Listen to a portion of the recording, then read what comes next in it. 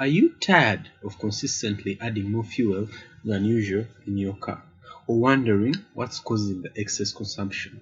Well, in today's video, I'm going to show you 5 possible reasons as to why your vehicle is consuming more fuel than usual. Let's begin. Number 1. Worn out spark plugs. Your spark plugs are responsible for sparking combustion in your engine. If they misfire or are working poorly, this can affect your gas mileage in a negative way. You need to be sure to use the best quality spark plugs possible so you can get the most miles out of them. Number 2.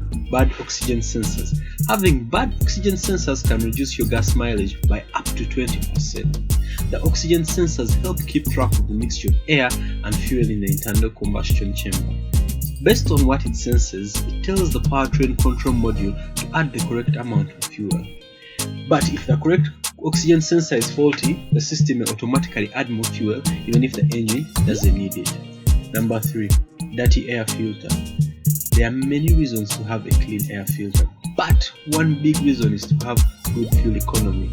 If your air filter is clogged or dirty, less air makes its way into the combustion chamber, making the engine work a lot harder to satisfy the power requirements of the driver. Air filters need to be clean so that the engine can work at its peak performance. Number 4. Low tire pressure.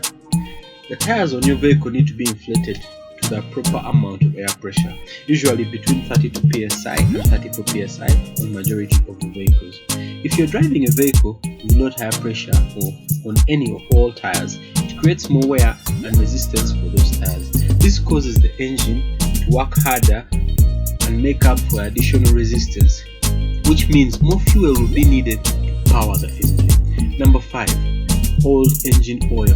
You must ensure that you regularly change the oil and replace the oil filters as well. Over time, engine oil becomes thicker and has different flow properties.